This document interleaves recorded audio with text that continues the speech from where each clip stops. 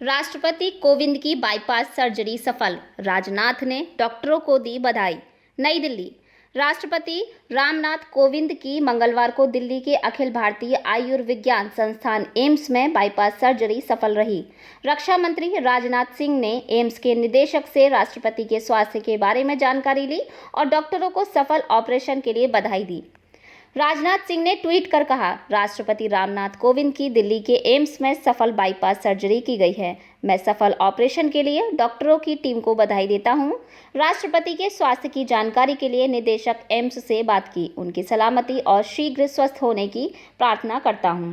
पड़ोसी राज्यों के कारण दिल्ली में फैला रहा है प्रदूषण, गोपाल राय।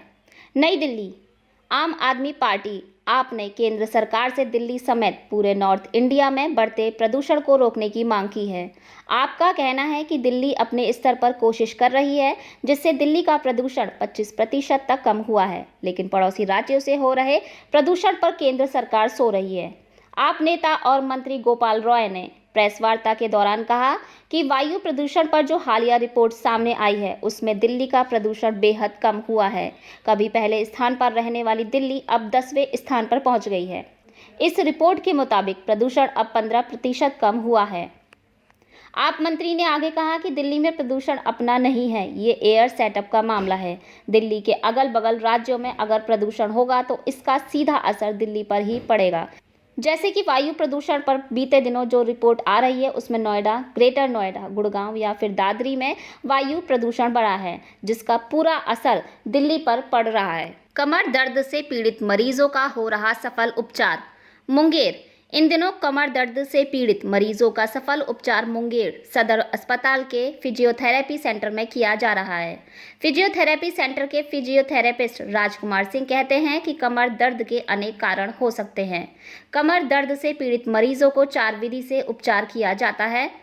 उन्होंने मुंगेर की जनता को घर से बाहर की गतिविधियां अधिक से अधिक करने की सलाह दी। वे साफ शब्दों में कहते हैं कि वॉकिंग, जॉगिंग और रनिंग के साथ साथ क्षमता के अनुकूल अभ्यास और योगा अभ्यास से हर नागरिक स्वस्थ रह सकता है और कमर दर्द से बच सकते हैं। साइबर अपराध मामले में नाइजीरिया के 2 नागरिक गिरफ्तार।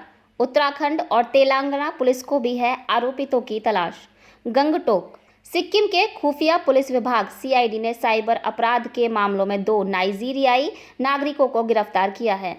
आरोपितों की पहचान जोन ओबिलोर 28 वर्ष और चार्ल्स चिस्योकी नवानियान 21 वर्ष के रूप में की गई है।